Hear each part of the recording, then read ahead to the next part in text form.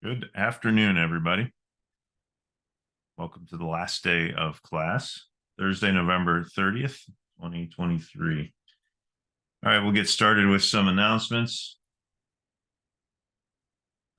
This is the last class of the week. I don't have any office hours planned for tomorrow, but I will be on campus at least until mid-afternoon. So if you have something you'd like to reach out to me about, go ahead and drop me a message and we can probably get together and chat. And here's a synopsis of the remaining assignments. Homework number 9 is the last homework. It was due technically last night, but I noticed a lot of people haven't submitted yet. So let's get that in. Remember, I won't accept any homework after 5 o'clock tomorrow. So get it, whatever you have done by 5 o'clock tomorrow, submit it. And so then I'm planning to assign grades with over the weekend and get that out of the way. Then for me, I'll have one more class to deal with. I have to make up a final for my steel class and then administer that on Wednesday and grade that Wednesday. We can wrap this class up. All right. So today my goal is to cover staged construction in SAP 2000. And, this is kind of I guess you could look at this as a lame duck topic or a dead topic. I'm just going to present it kind of as an informational thing. And there isn't any homework or anything associated with that for you guys to do. But some of you might find it interesting. So it's worth spending 30 minutes or 45 minutes giving a discussion about it. So I did just post this just about 10 minutes ago. I was tinkering with it this morning. So I think in true Jim Swanson fashion, I think I forgot to change the footer. So I think it probably says fall 2020 in it instead of 20 or fall 22. Yeah. Instead of fall 23. But all right. So the topic of this conversation is staged construction. And so the first question is, what is staged construction? I think everybody kind of has an idea what it is, but I looked up the definition in the SAP knowledge base, and it occurred to me that I hadn't pointed to this yet this semester. So I included a link down at the bottom of this slide. It's a wiki, which is, excuse me, building off of Wikipedia, where you can actually look up a lot more detailed information about the CSI products. And so this is really nice when you want to do more advanced stuff. I use it a lot when I'm looking at using the application programming interface for SAP 2000, and I want to find out what kind of variables I need to pass from either Python or Visual Basic into the SAP API so I can get results back out of it. But even for less technical stuff, it's useful as well. So the CSI wiki says that staged construction is static modeling, analysis, and design of a sequence of construction stages in which you're adding different components to the structure or evaluating different time-dependent effects. You can use material and geometric nonlinearity, so P delta analyses if you wish. And you can have staged construction as part of a larger nonlinear static or direct integration time history analysis of the structure. That would be interesting if you were doing ground motions or things like that. So more generally speaking, it's a series of analyses where the structure changes in some way in between each of the construction stages. And so most of the examples that I think of when I think of staged construction are in the bridge world, but it does have some applications in the building world as well. In the bridge world, a sequential sequentially cast segmental concrete bridge, for example, is a good one. And the SAP 2000 wiki has an example set up like that, but regrettably, that example is presented in the context of the CSI Bridge module. It's a program that builds off of SAP 2000 that's tailored for horizontal construction, like bridge construction, much in the way that ETABS is built for vertical construction or buildings. And so in ETABS, you define master and slave stories, and then all of this, you can quickly develop a model of a building that is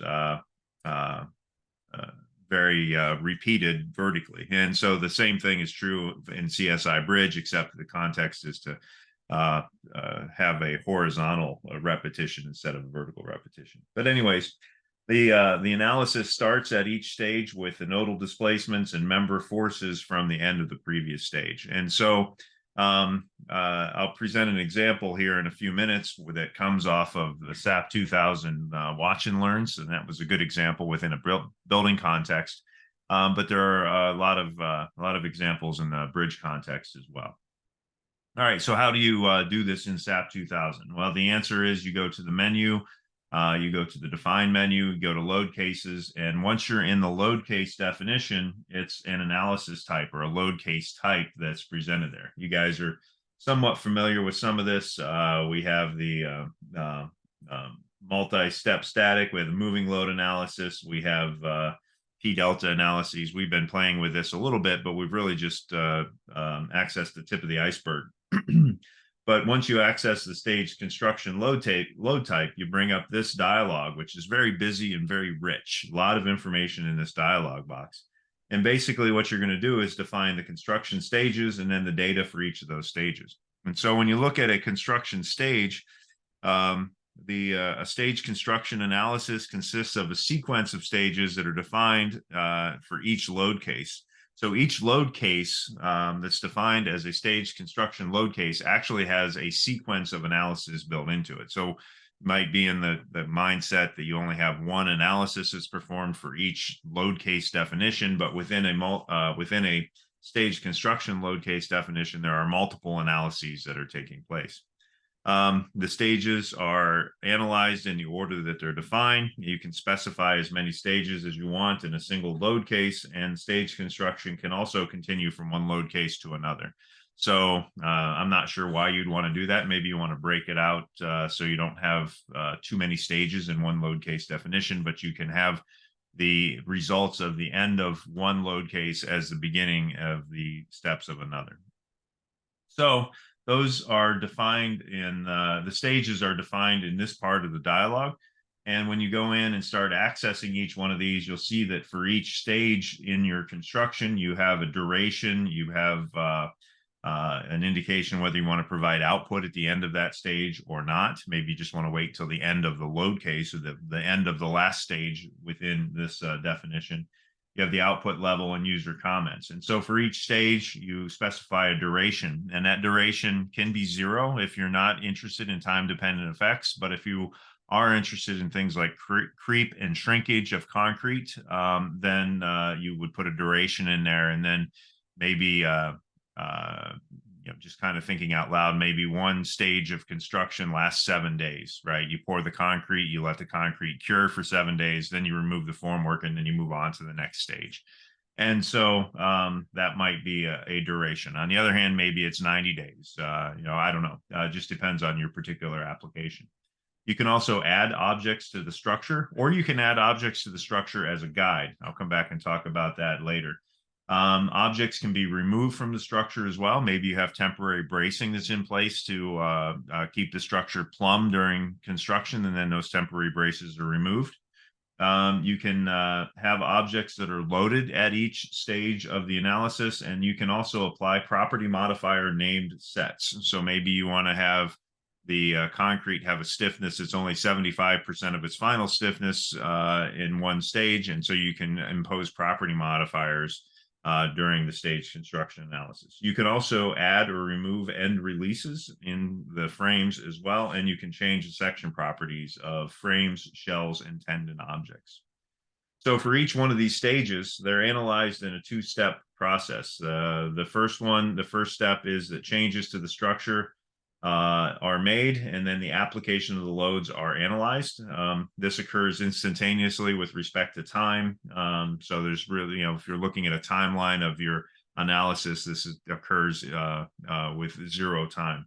The second step is where the time-dependent effects are taken into account. So if you are analyzing things like creep and shrinkage and maybe thermal effects, then that happens during the second portion of the analysis that's conducted for each one of the stages.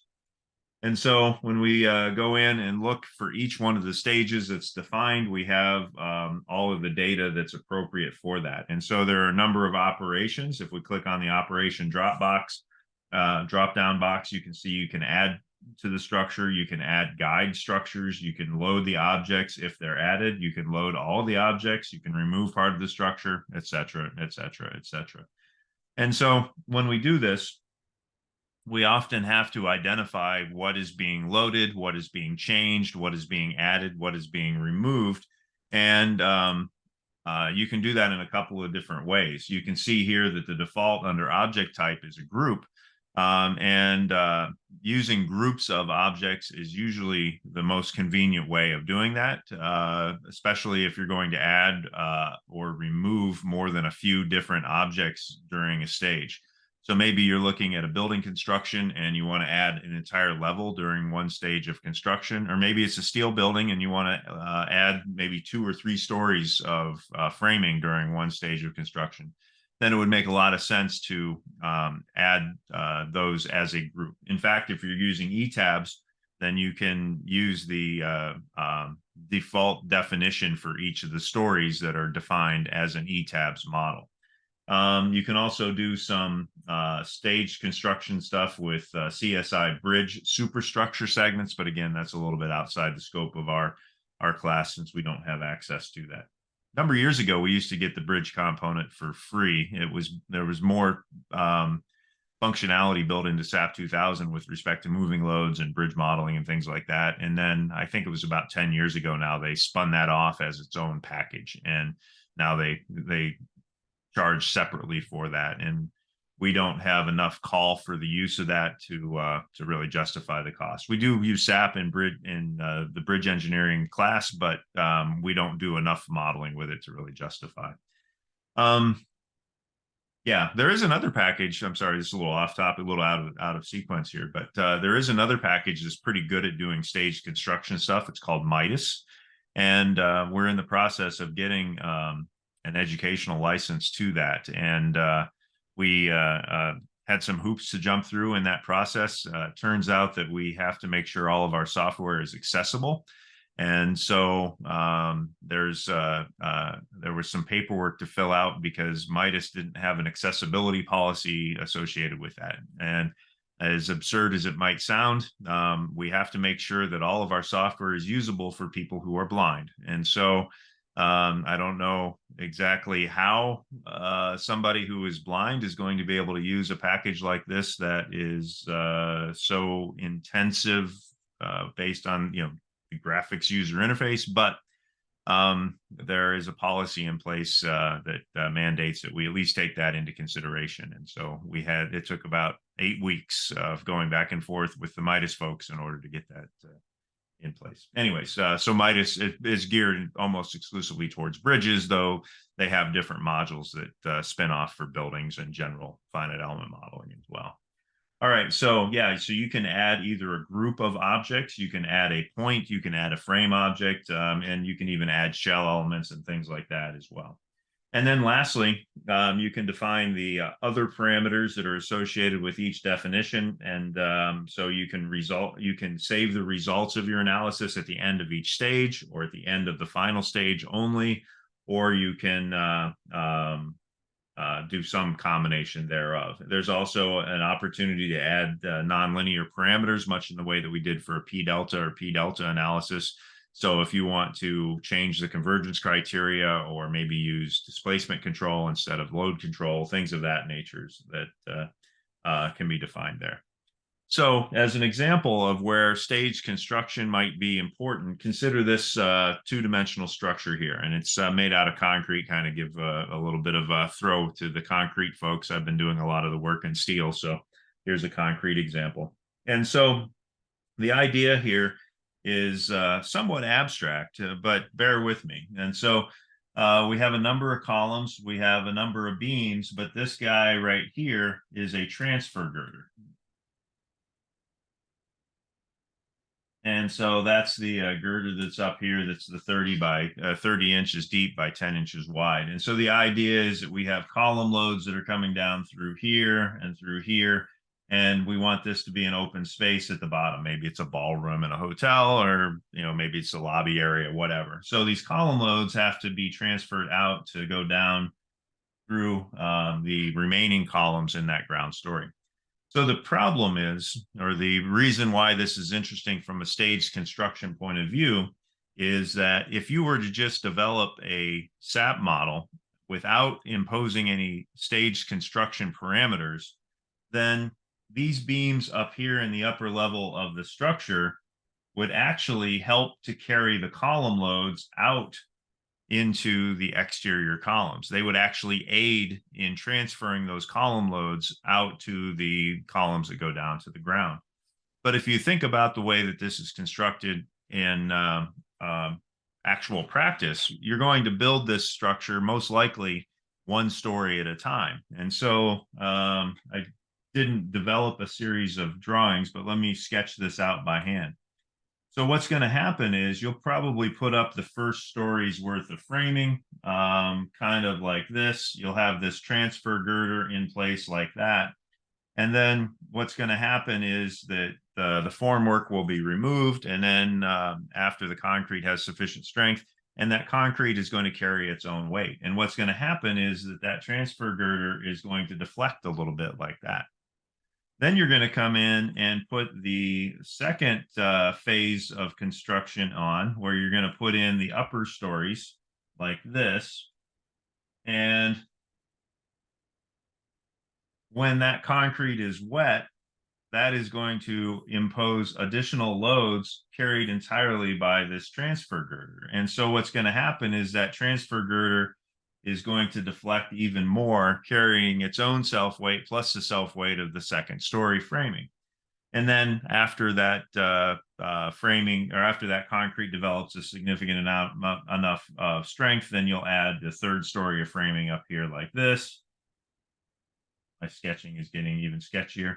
And then that transfer girder, aided a little bit by the second floor beams, is going to actually carry additional load from that. And so when you consider the sequence of events, the beams in the roof aren't carrying any of the load associated with the columns inside. But if you were to build a model where you just put all of the members in place and then apply the loads, then the roof framing is going to carry a particular percentage of the gravity loads associated with those two interior column lines. And so that can make quite a bit of a difference. It's possible to construct the building like that. In order to do that, you would actually have to provide some supplemental shoring where those column lines are. And then only after the entire structure was constructed would that shoring be removed. And then that transfer girder would carry some of the load associated with those interior column lines, but then so would the beams at the third floor level and at the roof level. But more often than not, you probably wouldn't do that. You would probably, as a contractor, you would probably want to get that shoring out of the way so that you could get in there and do fit and finish work in the lower stories as you're continuing to erect the structure in the upper stories. So what I've done is I've constructed this model, and I want to make sure that I'm clear. I didn't come up with this example on my own. This is an example that's put out on CSI's Watch and Learn webpage. So you're welcome to go and watch their video as well. And that's how I learned how to do this.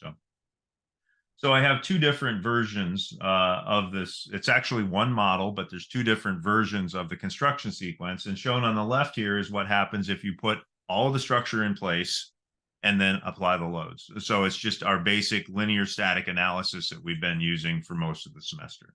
And then on the right is the model where we use a staged construction, where we apply the first story of framing, then the second story of framing, then the third story of framing, and apply the dead load of the structure sequentially. And so what we can do is look at the results that we get. And if we look at deflection at the middle of the transfer girder, note that I have a node there so we can get more accurate deflections.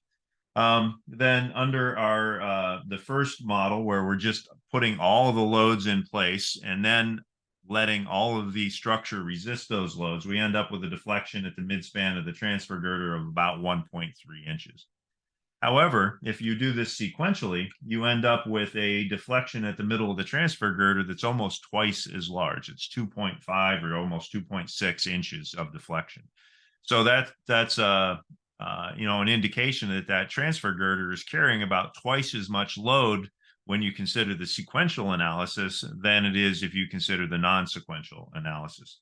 And in fact, if we go and look at the bending moments that are associated with these analyses as well, you have the perfect world model on the left, and then the sequential model on the right. And, you can't see any values in here, but if we look at the perfect world model first, we end up with a mid-span bending moment on the order of 143 kip feet.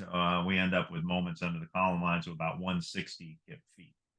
But if you go and consider the bending moments in the sequential analysis, you end up with bending moments that are almost twice as large. And so if you designed this transfer girder, assuming that it was going to be fully shored until the entire structure was erected, but then the contractor decided that they were going to construct the building without that temporary shoring in place, you would end up with bending moments in that girder that could far exceed the available capacity. Right. And so what I thought I would do now is shift gears and look. I would go over to my other computer and show you a little bit more detail of that model. So let me go. I want to. How do I enable sharing? I've only been doing this for 2 years and I can't remember how to enable sharing. Just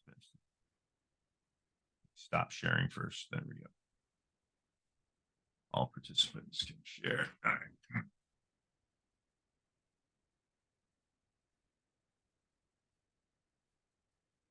Right. So here's a SAP 2000 window.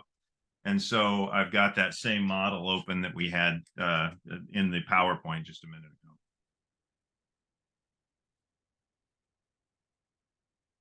So if we go in here and look at the model definition, this is defined as a concrete member. We could go in and look at the section properties. I have it defined as a beam. If we show what that beam is, it's basically just an 18 by 10 concrete member. So that's fairly typical. I'm sure you guys are all familiar with that. You can look at the loads that are associated. I don't have any loads defined because if we go and look at the load patterns, then I'm only accounting for the self-weight of the structure. So here's the one case this semester where I've actually left the self-weight multiplier as 1.0. Right. And so the real crux of this is when you go in and look at the load cases. And so I have two different load cases defined. One of them is a linear static and the other one is a staged construction. So if we go and look at the linear static analysis first, then, it's as you would expect, we're just applying all of the dead load in a linear analysis. I'm not even using P delta or anything like that. And so we end up with the same type of analyses that we've been doing for most of the semester. On the other hand, if we look at the dead stage construction, we modify that, that opens up this very rich dialog box. And so I have three groups of objects defined. I have the story 1 objects defined, the story 2 objects defined, and then the story 3 objects defined. So let me escape out of this for a second, and we'll go here to the select menu.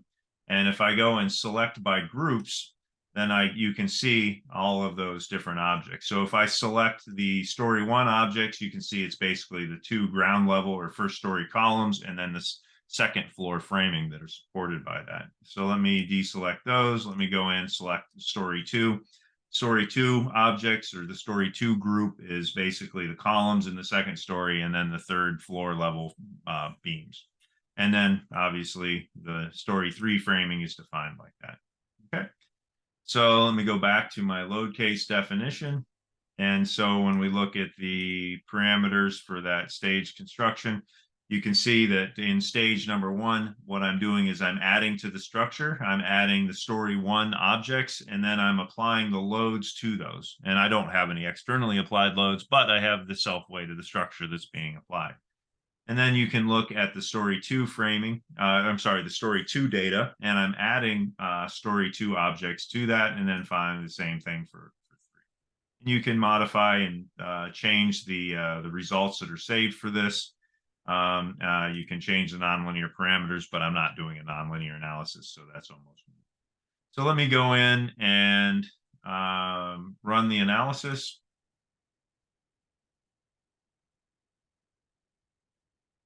Okay, and so I have the analysis results over here on the left for my load case dead. And you might remember that that was the linear single stage analysis, if you will. And so if I look at the deflection I get at midspan, I get 1.33 inches of deflection. If I go over here in the window on the right, let me also show a deflected shape there. I'm going to select the load case that is dead staged. And now it asks me which step that I want to consider. And I had 3 different stages in my analysis. Let me use these 3 fingers instead. So I have the results at the end of stage 1, the results at the end of stage 2, the results of end of stage 3. And so I'll go ahead and start with stage 1. I'll hit apply. And so what you can see is that it shows only that framing that was present at the in stage 1. And so I get a deflection at the end of stage 1 of 1.66 inches. And that deflection under the load of just the transfer girder is bigger than the deflection that I got under the load of the entire structure. So I get 1.33 over here and 1.66 over here. And that seems counterintuitive at first, but it really goes to illustrate the idea that the beams in the 3rd floor and the roof level on the left are actually helping to resist or carry the weight that is in these intermediate columns and the weight of the transfer girder. So just the weight of the transfer girder itself imposes a higher deflection than what you're seeing in this model on the left. Anyways, we can go and look at the end of the 2nd stage. So you notice up here it says dead stage step 1, and you can go and use these arrows down here at the bottom and look at what we get at the end of step 2, right? So see how this is a flatter story now, so that the framing at the 3rd floor level isn't carrying any load associated with the floor 2 level, and that's indicative there. And if we go and look at the deflection, now we're at 2.17 inches. And then finally, you can go in and look at the 3rd floor framing, and now we're carrying 2.55 inches. Okay, short of actually building this model in front of you, this is an illustration of where this type of stage construction can be important in a building type structure. And again, if you want to see how this model is built, then I think you could go and watch the Watch and Learn that's on CSI's webpage and get a fairly detailed synopsis of how that takes place. So let me switch back to the other computer. Stop sharing there. Go over here again. Where is the mouse? Hi, mouse. Right. Okay. So now we're looking at this. This is the moment diagram, basically just a screen snip from that. So the last thing I wanted to talk about, and there's about 8 or 10 pages in the SAP reference manual, CSI reference manual that you can read on your own if you're interested in learning more about this. But the last thing is this idea of a guide object. And this is an important enough concept that it warrants a bit of a discussion here. When objects are added to a stage construction analysis, they connect to the joints of the structure in their deformed position if the joints are already present from the previous stage or load case. Connected joints that are not already present will be added along with the new object in their initial coordinates with 0 deflections, and this sometimes can be problematic. Now, the case that I thought of that would be illustrative of this is the case of a sequentially cast concrete bridge. So let me present this idea. Let's suppose that we have, why it did that. Let's suppose we have a bridge pier and we're going to cast a concrete box girder, right? And so the way that they construct these is that they'll often build the piers and then they'll work outwards from the piers towards the middle, and then they'll make a connection at the middle of the, right? So the idea is that these particular models are these particular bridges are challenging to connect because as you go in and build the model associated with this, let me go ahead and use, say, blue as our stick, right? You could go in and cast this in a bunch of lift sequences or whatever. But the problem is that as you cast the 2nd stage here, the first one is starting to get shorter. And as you cast the 3rd stage, the 2nd and the first one is starting to get shorter. So you have to account for the deformation of the structure under load during construction. And that becomes problematic, particularly when we get up here and start looking at didn't mean to erase that, as we get up here and start looking at the cantilever nature of this. If we just go out and put all of these beam elements in, then what's going to happen is they're going to start to deflect. So that's the beam element. We put it under load, and now all of a sudden that starts to deflect. And so now if we put the next one in, well, that's the wrong color, but if we go in and put the next one in place based on its nominal geometry, then all of a sudden we're going to get really goofy type of deflections, when really we should be expecting this thing to start to deflect out like this. So the idea is that you can use a guide structure that will deflect along with the actual structure that's already defined to help you combat this problem. And that's summarized on this slide. You can change that. You can solve that problem. You can change that behavior by adding objects as guides at the beginning of the analysis. And so what happens is that these guide objects have the same geometry, the same connectivity as the final structure, as the actual structure, but they will probably have a reduced stiffness or even a zero stiffness, and they deflect along with the actual structure that is, as the actual structure is added to the analysis. And then when a new object, a new frame member, a new node or whatever is added, it's added to the deflected geometry of the guide structure as opposed to the non-deflected geometry of the nominal structure. And so that's where these guide objects can be very useful. So I didn't, I was tempted to spend a couple hours and work up a cantilever segmentingly cast concrete bridge, but frankly, I just don't have the time to invest in that. You know, maybe someday when I'm really bored, I'll do that, but that's not going to happen this week. So. But anyways, so there's my 30-minute discussion about stage construction, how it's handled in SAP 2000 and where it can be valuable. You know, another case that comes to mind is the case of a braced frame.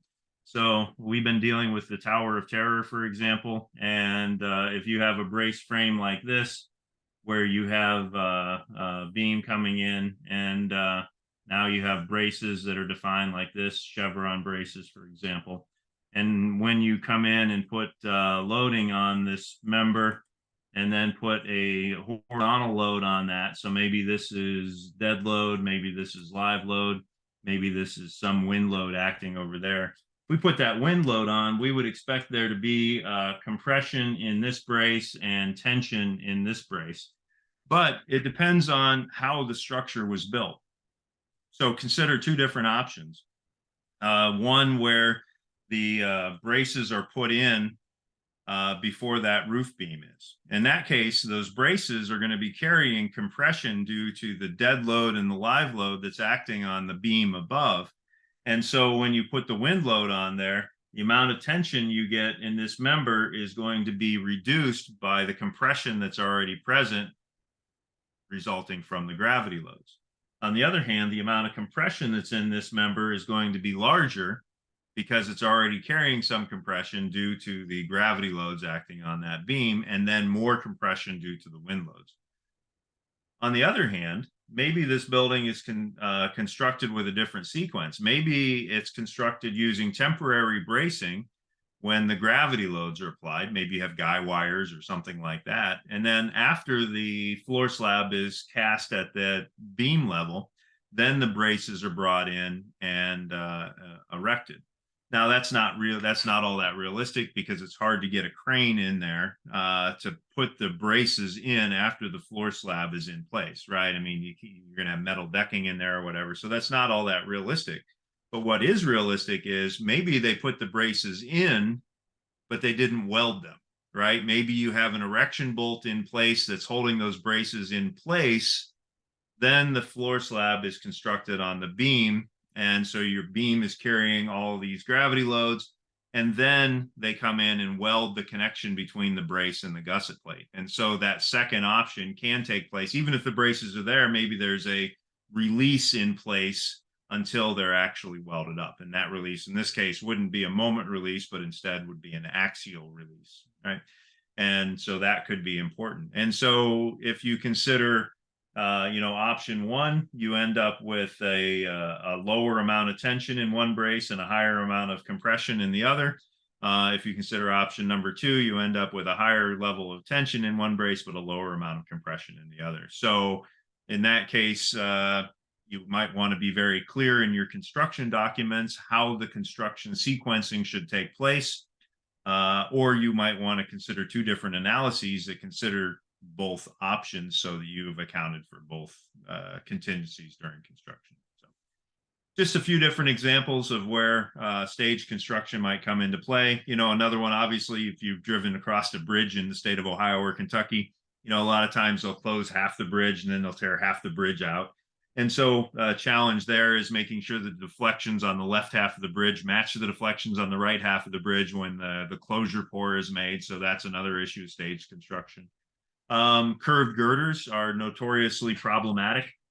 So if you have a situation where you have a curved girder bridge like this, and you have these girders that are adjacent to each other, then what tends to happen is that as you release these girders and they are subjected to their own self weight, then they tend to rotate as well. And so when you're putting up just one girder at a time or two girders at a time, then you need to know where the existing girders are going to be when you put in the subsequent girders. And so a staged construction analysis could be helpful in that respect as well. And detailing these girders is a real challenge, so that the cross frames in between the girders will actually bolt up when they're under their own self weight.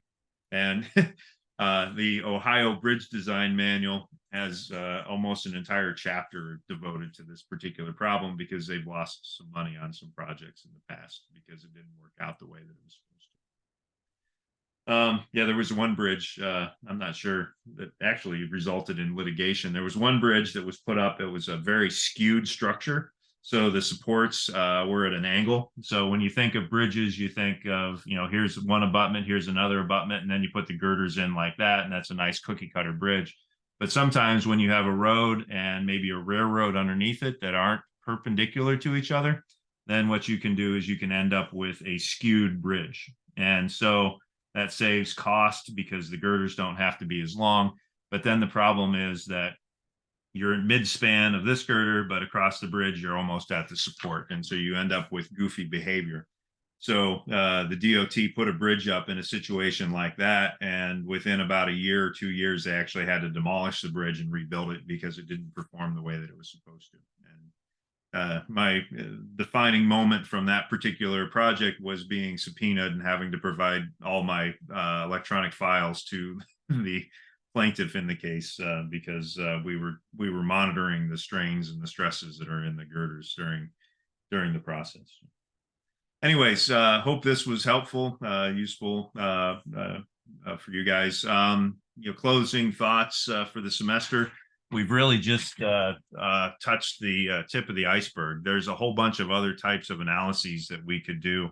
I think if we go back to this slide here, which illustrates the different types of loads, we could spend another semester talking about like buckling analyses, modal analyses, nonlinear time history stuff. We could start getting into pushover analyses that are used in plastic design of structures during linear static stuff for 342 types of analyses. I would encourage you not to walk away and tell everybody that you're an expert in SAP 2000. You're at this point, you've had some introductory level training in finite element modeling. Hopefully you're better than your peers that didn't take the class, but there's still a whole lot more to learn. If you're interested in learning more, then CVE 70, 11 and 12, I think, are our graduate classes that talk about finite element modeling. They don't deal a whole lot with SAP 2000, but they do start to get into programs like Abacus that use continuum modeling instead of discrete element modeling. All right, that does it for me. I'll go ahead and conclude here. I'll hang around for a minute or two if you guys have questions, but otherwise, that's it for the semester. reach out to me if you have questions that need answered about projects or anything else, and we'll handle those as we go. Otherwise, it's been a lot of fun on my end. Hope you guys got something out of the class too. Take care.